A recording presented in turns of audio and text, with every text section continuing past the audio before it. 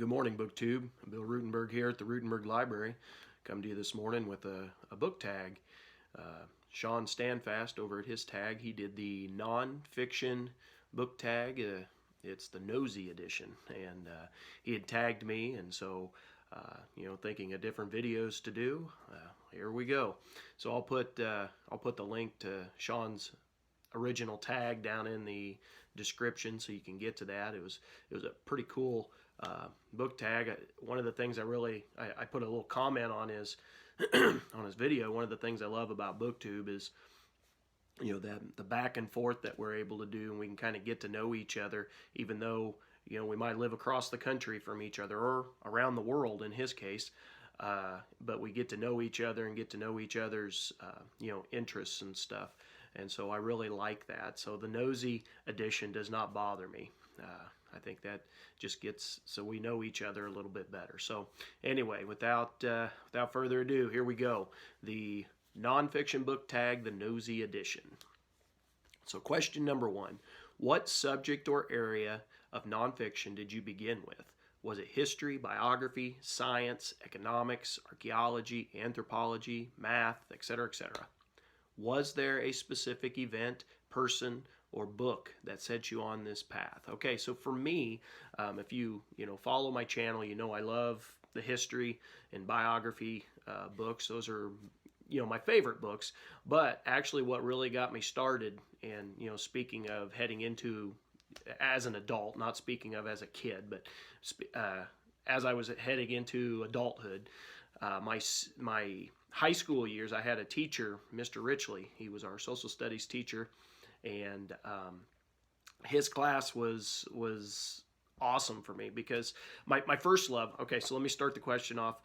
Answer the first part. My first love was geography and culture. You go around the world and you learn about different places, different people, learn about the landscape, all that kind of stuff that goes with it. And so go back to that classroom, that social studies teacher I had, Mr. Richley, and he taught civics, he taught world history, he taught world geography, he taught, I'm trying to think of an economics class, and I know I took all 4 of those with him.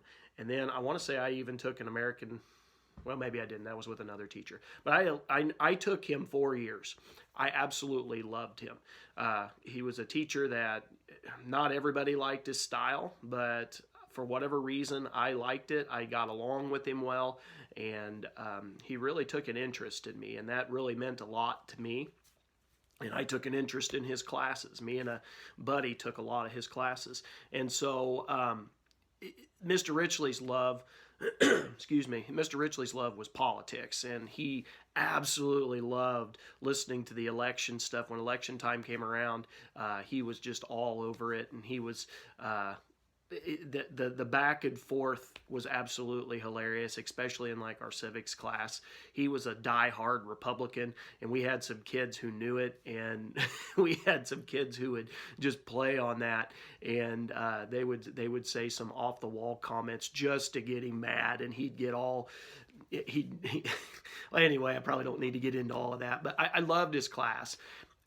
His civics class was a required class, so we had a bunch of people in that, but the other classes that I took were not necessarily required. They were electives, and so they were usually smaller classes. And I had one, the world geography class specifically, that I took that there were not very many people. Me and my buddy Ryan Bassett took it. Excuse me. And we may have been, I was trying to remember, we may have been the only 2 in the class. If there was more, it was only 1 or 2 others. And so anyway, we would do these lessons, and in the lessons on geography, he'd allow us we'd get our work done, and as soon as we did that, we'd be able to go explore other areas. And he figured out real quick what we were interested in. And Ryan and I, for whatever reason, were interested in different islands around the world. And we always had this thought of, what if we lived by ourselves clear over in the the Pacific, and we liked Australia for some reason. And so we were always just exploring that, and he was always just feeding that. He'd say, well, why don't you try to go here and look at this or look at this? And he had this great big old bin of movies, documentaries and stuff and travel videos that he would, if we got our stuff done in class, he had a VCR at the back of the room, and he'd plug that thing in. We'd get to go watch that and learn a little bit more, and it always acted as incentive for us and to get our work done. And so anyway, that part, geography, I've always loved it. I've been teaching for 16 years now, and I've always loved it.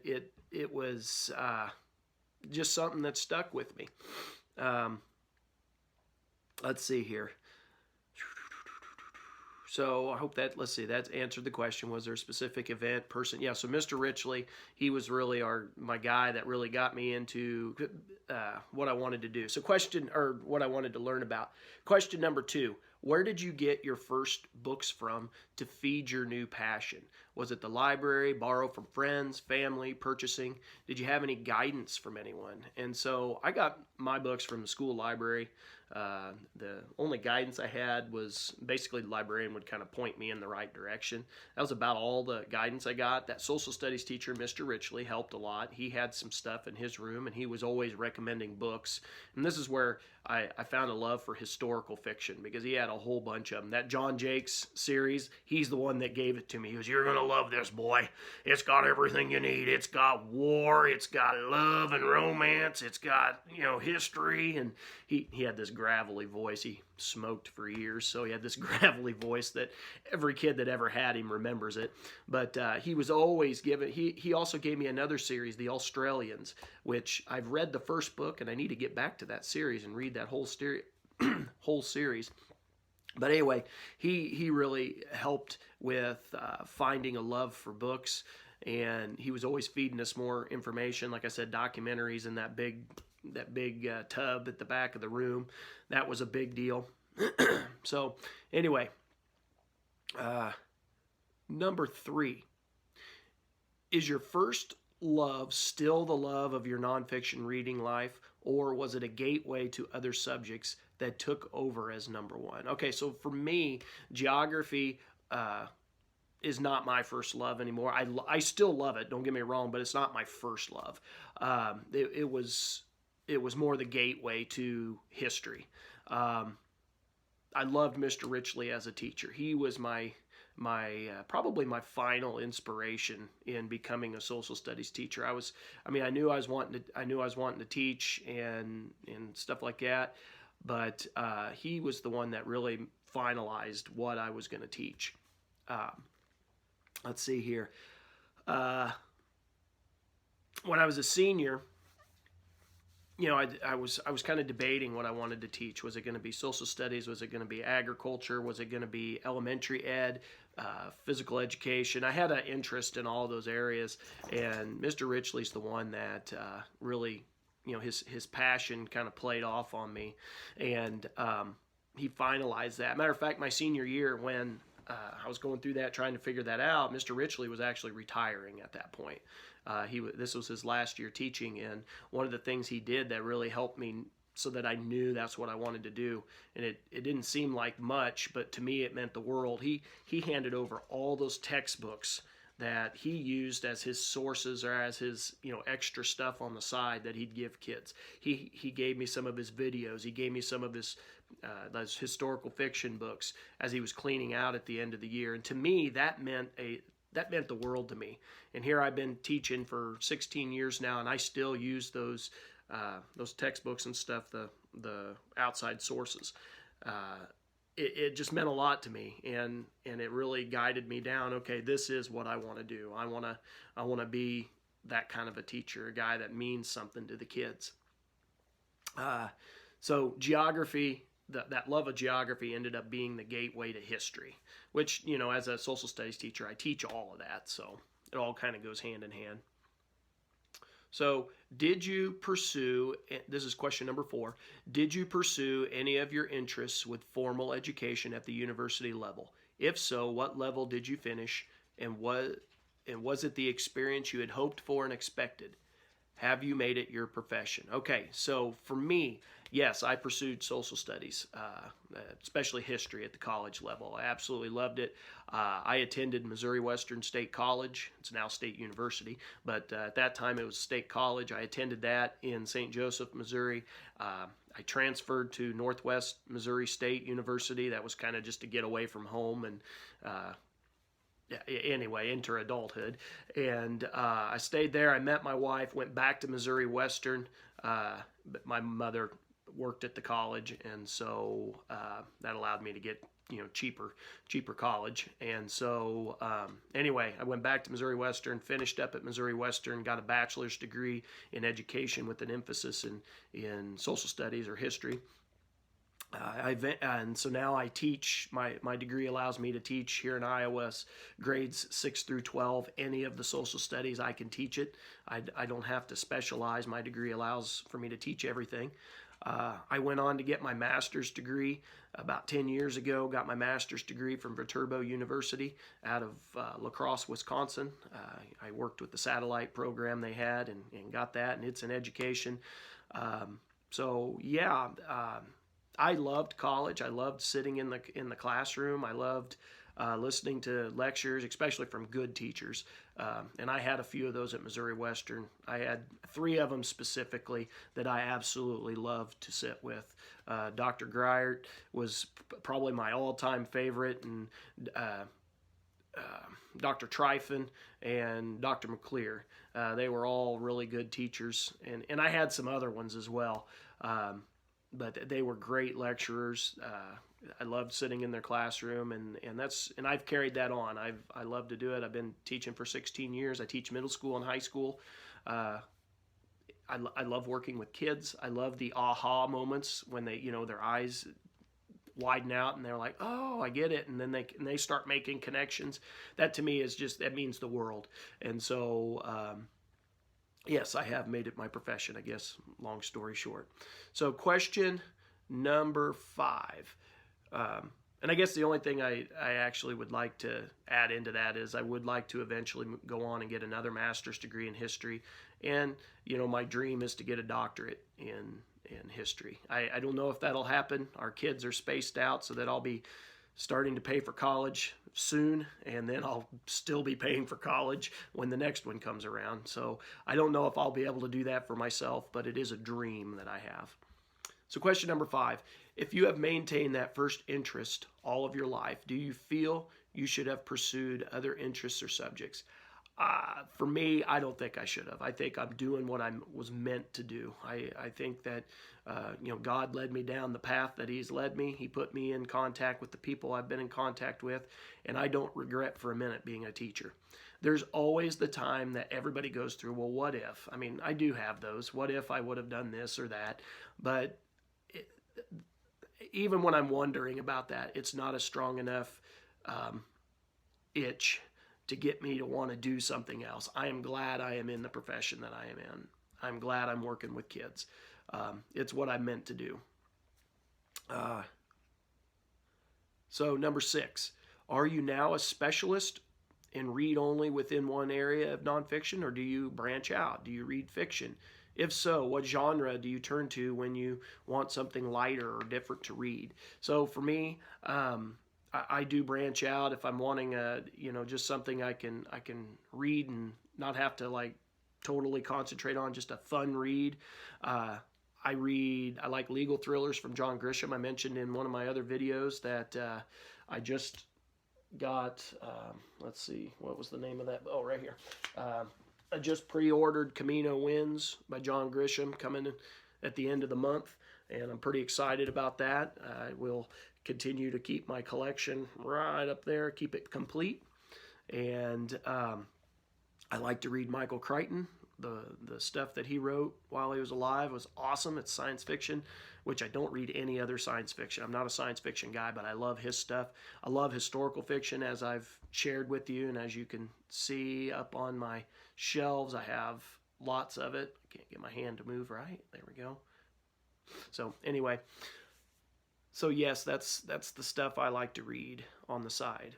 if you're a specialist or not, do you prefer academic studies, general works, or scholarly, but not overly academic? So for me, it's kind of a mix. I like, general works of history and biographies and stuff like that. If it gets too academic, I get bogged down. Just being honest, if it's too dry, it goes over my head. And when it starts to get very, very academic, it starts to get dry. And of course, that always goes with who the author is.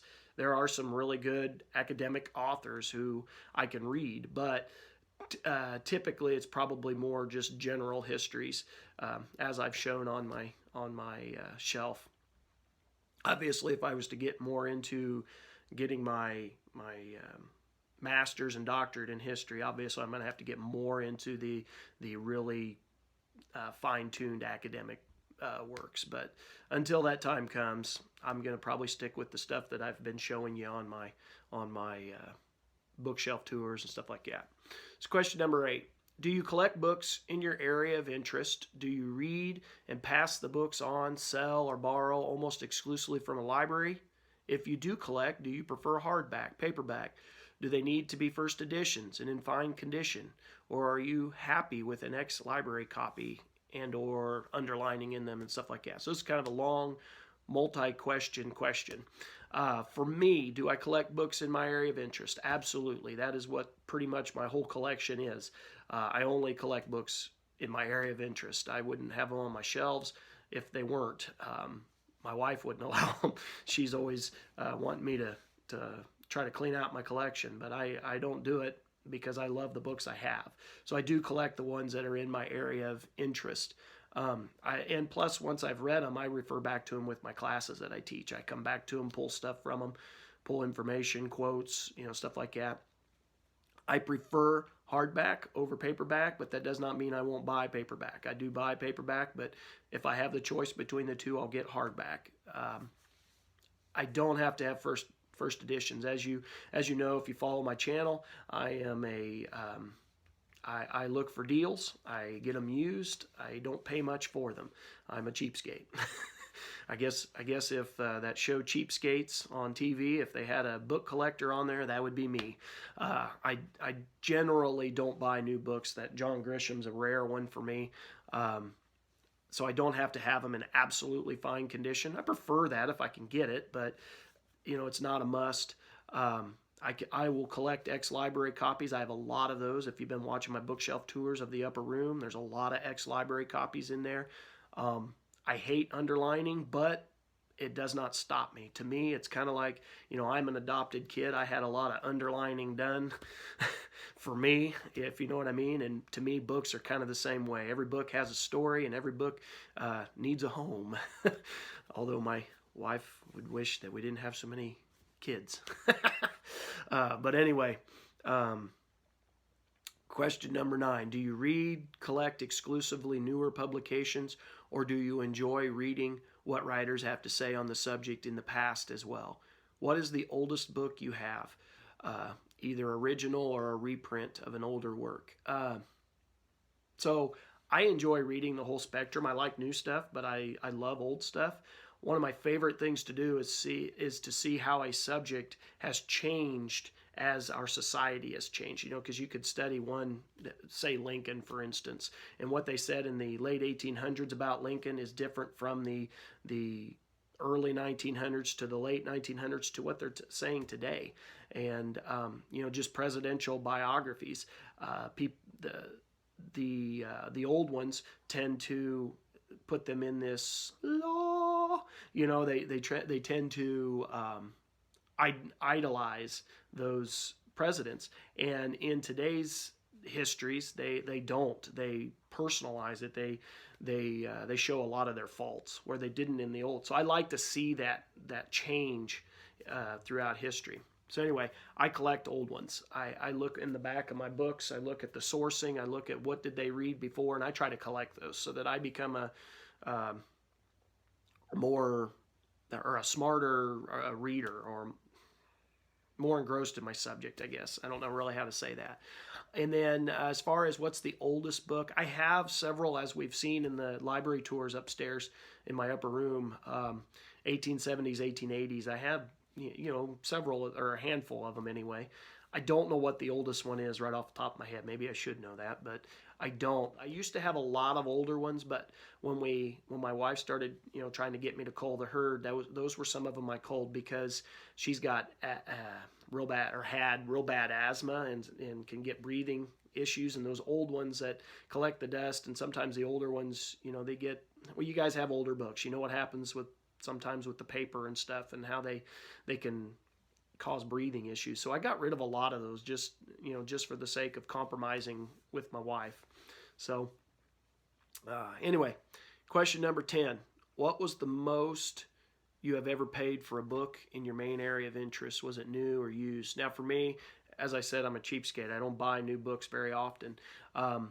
So I very rarely spend very much, you know, a big amount of money. I have spent $35 on a book, $30 on a book, and that was my wife and I were on a anniversary date, and we each got something that we had wanted, and I don't even remember what book it was, but I know I have done that once. But I tend to not do that at all. I tend to buy them all used and get them at a cheaper price.